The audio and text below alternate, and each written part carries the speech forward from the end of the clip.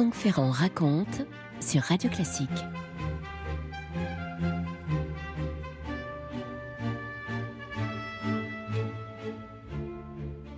Picasso et la guerre. L'exposition Événements des Invalides fait l'objet d'un catalogue magnifique qui s'ouvre sur un entretien avec l'un des membres de son comité scientifique, Laurence Bertrand d'Orléac. Voici ce qu'elle dit notamment, je la cite: « Si le nom de Picasso est associé à la guerre, c'est surtout à cause de Guernica, qui donne une forme intemporelle au désastre de la guerre. Guernica est fait de symboles archaïques qui ne relèvent pas de la guerre telle qu'elle a été menée pendant la guerre d'Espagne. Il n'y a pas d'avions, pas de bombardements, juste leurs effets sur les êtres, les animaux et les choses. Picasso a une vision anthropologique de la guerre.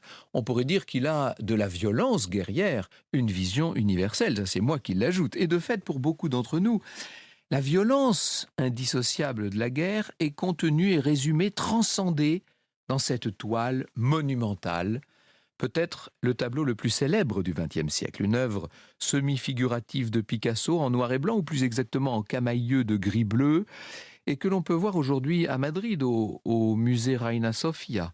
Je ne sais pas si vous avez eu l'occasion de voir Guernica, c'est toujours une expérience, c'est un choc pictural, très différent certes, mais aussi fort, par exemple, que celui qu'on peut éprouver devant les Ménines de Velázquez, au Prado, tout près de là. Velázquez, pour ne citer que ce maître vénéré par Picasso.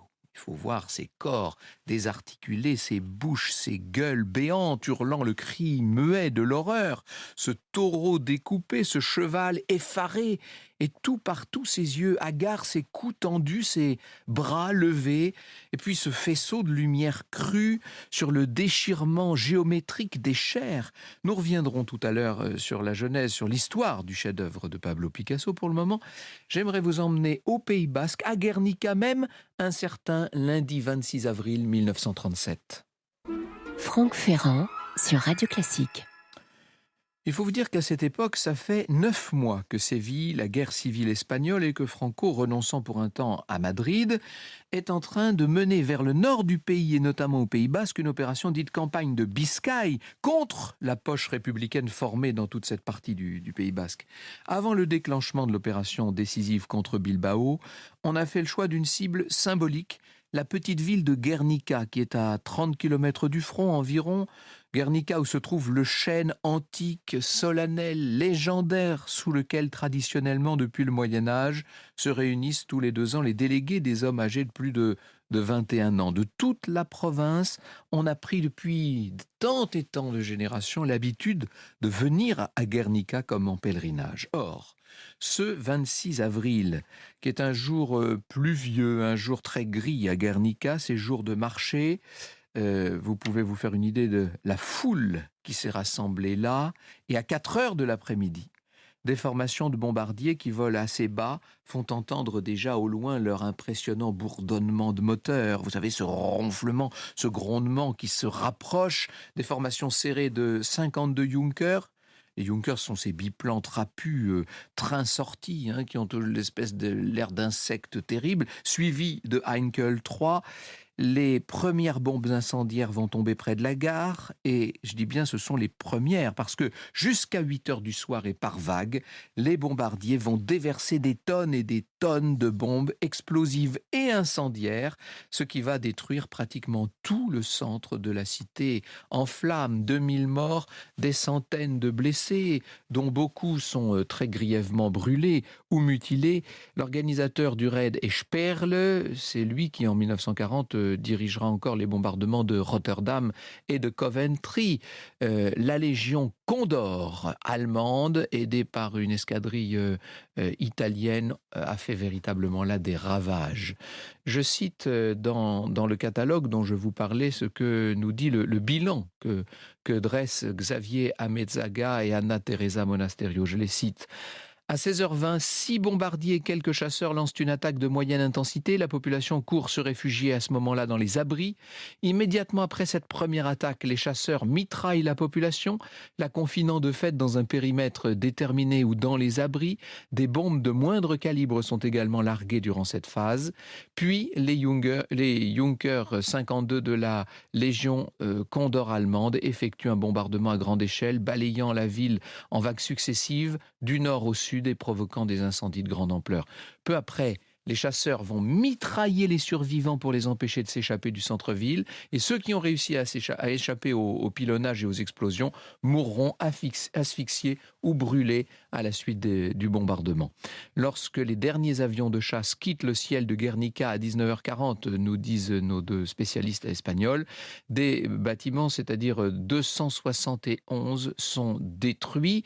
Ça représente plus de 85% de ce qui avait été construit à Guernica. Immédiatement, l'écho de ce raid des dictateurs de l'Axe au secours de Franco et des nationalistes espagnols va faire le tour de l'Europe, celui du globe entier. Le Daily Express de Londres, le Times ont sur place des représentants qui décrivent l'horreur et suscitent un unanime cri d'horreur. Or, notons bien que dès le 27 avril, Franco et son état-major devaient démentir catégoriquement l'intervention et attribuer à des Basques qui se seraient retirés devant leur avancée l'ampleur des dégâts. Vous voyez ce que peut la propagande. C'est ce que nous appellerions aujourd'hui des fake news, n'est-ce pas? Beaucoup plus tard, lors du procès de Nuremberg, on devait interroger Göring, le grand aviateur du Reich, sur le bombardement de Guernica par la redoutable Légion Condor. Et voici ce qu'il devait répondre. Nous avons en effet employé cette ville comme terrain d'expérience. Le terme fait froid dans le dos. Ce fut un événement lamentable, reconnaît Göring, mais nous ne pouvions pas faire autrement. À l'époque, de telles expériences ne pouvaient être mises à exécution nulle part ailleurs. C'est une explication bien courte et bien cynique et qui, bien sûr, n'efface pas le bruit de ces Junkers, de ces Heinkel, noircissant le ciel de Guernica.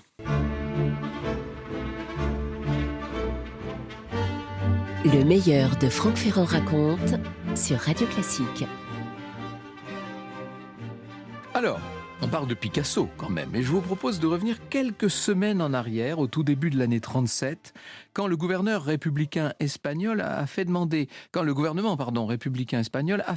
par l'intermédiaire de l'ambassadeur aux peintres exilés à Paris de réaliser une grande peinture murale pour orner le pavillon espagnol lors de l'exposition internationale qui justement devait se tenir cette année-là à Paris. C'est l'expo de 37 à Paris. Picasso a accepté, bien sûr. Il commence à faire toutes sortes d'esquisses. Il les fait, ces esquisses, sous le regard de celle qui, à l'époque, est son grand amour, c'est Dora Maar.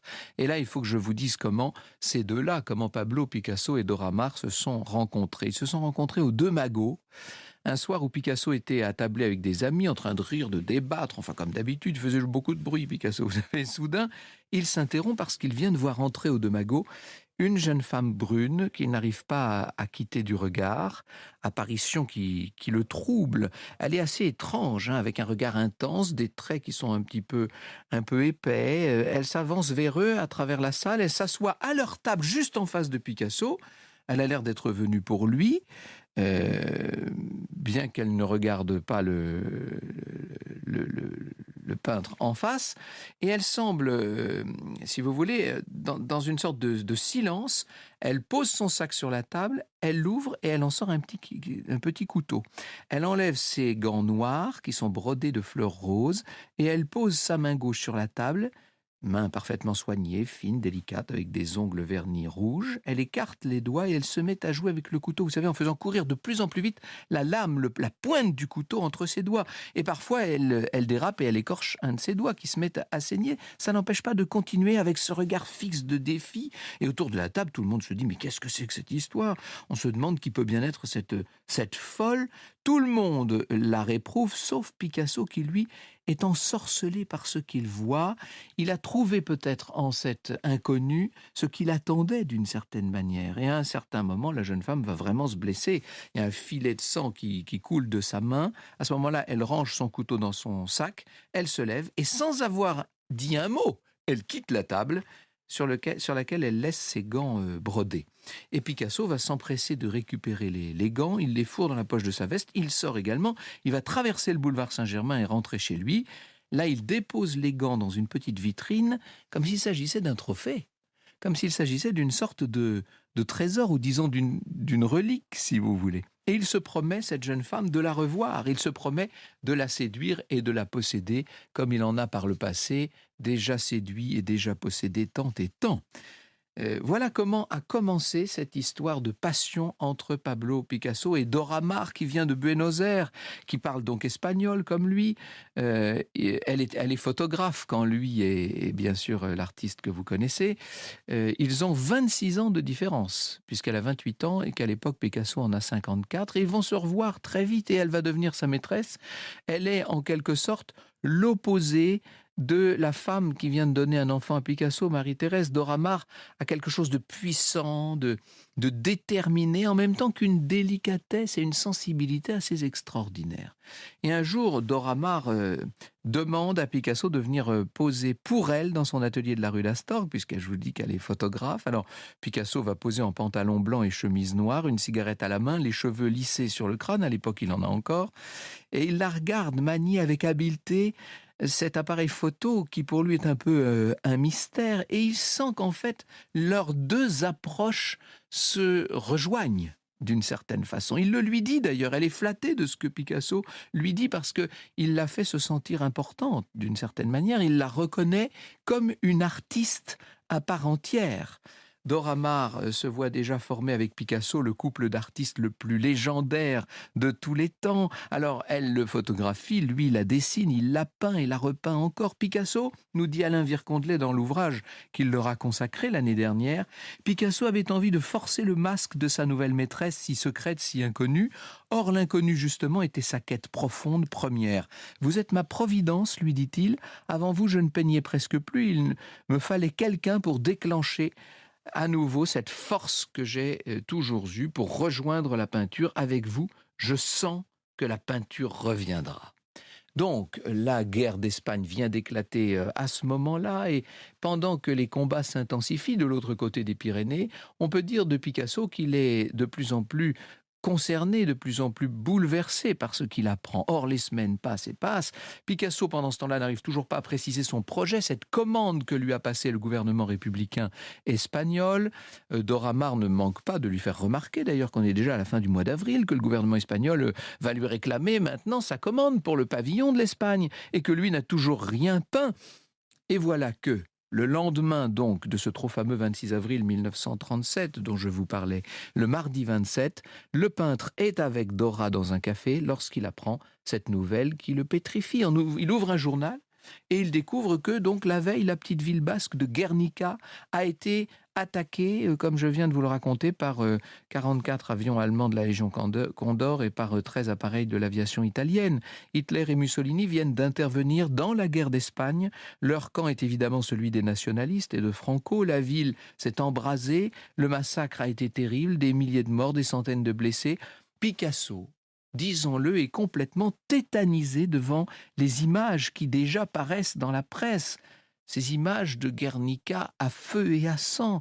Jamais Dora Maar, qui pourtant croyait bien le connaître, n'avait vu son amant aussi secoué. Il est bouleversé alors qu'il remonte en silence la rue Saint-André-des-Arts, parce que Picasso ne dit rien, il s'est muré dans un silence douloureux. Elle se demande ce qu'il est en train de penser. Et c'est vrai que dans l'esprit du maître, tout se mélange, la colère, la tristesse, la rage, le désespoir, la volonté de se rebeller aussi et de crier sa colère. L'Espagne, son pays, aussi lâchement visé, il doit absolument faire quelque chose. Franck Ferrand sur Radio Classique. Alors dans les jours qui suivent le raid aérien italo-allemand sur Guernica, Picasso ne perd donc pas de temps, vous l'aurez compris. Il met de côté tout le travail qu'il avait commencé à faire pour le gouvernement, pour ce pavillon de l'Espagne. Il délaisse toutes les premières esquisses et déjà dans sa tête s'entrechoquent les images. C'est comme si le tableau, si vous voulez, se mettait à prendre corps dans son esprit. Ces visions de femmes, d'hommes hurlant de douleur et les animaux aussi, et ces visages ravagés par les bombes et la ville en feu. C'est une frénésie créatrice qui s'est emparée du peintre, qui va travailler au plus vite et mettre en peinture ce qu'il a dans la tête. Alors il n'a pas beaucoup de temps, puisque le tableau doit être prêt pour l'inauguration de l'exposition internationale de Paris, qui a lieu le 25 mai 1937. Vous voyez qu'on est déjà, on est déjà à la fin du mois d'avril. Sur le papier, Picasso réalise plusieurs croquis, des esquisses du tableau, des traits qui jaillissent spontanément, des têtes de femmes pétrifiées, ces taureaux, ce feu. Dora assiste bien sûr à ce travail. Elle est fascinée de voir Picasso créer comme elle ne l'avait jamais vu faire. Et lui explique qu'il croit savoir où il veut aller, qu'il a eu une révélation, ce qu'il veut peindre. C'est pas tant le massacre, la guerre, etc., que le silence de la mort, l'anéantissement, les bouches bées d'où ne peut même plus sortir le cri. Et pourtant, il ne sait pas exactement comment, mais le tableau, en quelque sorte, ne vient pas, si l'on peut dire. Picasso est peut-être trop agité, d'une certaine manière. Il va appeler son marchand de couleurs et lui demande que soit livrée une toile de 8 mètres de long sur 3 mètres de haut. Une toile tellement grande que dans l'atelier du 7 rue des Grands Augustins, Picasso est contraint de l'incliner légèrement pour pouvoir peindre, parce qu'il ne logerait pas sous la charpente. Et le peintre est là, devant cette immense toile blanche, prêt à peindre. Avant de commencer, il demande à Dora si elle peut photographier l'évolution du tableau, ce qui fait qu'on aura photo après photo toute l'histoire, toute la genèse de Guernica. Ce sont deux talents qui s'allient d'une certaine manière dans cette atmosphère étrange d'urgence et de frénésie créatrice, avec cet artiste qui esquisse de grandes lignes de force qui vont disparaître dans d'autres lignes, mais qui resteront grâce à la magie des clichés que Dora Maar ne cesse de faire. Pendant que crissent les brosses de Picasso sur la toile, on entend les clics de l'appareil photo de Dora, et jour après jour, le tableau commence à prendre forme. Une femme apparaît, un enfant mort, cette tête de taureau, et puis cet homme couché, les bras levés, tout distordu. Bien sûr, c'est Picasso qui est à la manœuvre, et Dora photographie tout ça. Des photos qui sont neutres, objectives et cadrées. Elle immortalise, si vous voulez, les fulgurances de Picasso. Le soir, elle développe les clichés chez elle, et sur les négatifs apparaît l'immense toile de 3 mètres de haut, et devant la toile, le petit Picasso, si je puis dire, il fait 1m65, qui est là devant l'immensité de sa création. Lorsqu'elle retourne à l'atelier des Grands Augustins le matin, Dora est surprise à chaque fois de constater à quel point l'œuvre a encore évolué pendant la nuit, car Picasso ne s'arrête plus de travailler.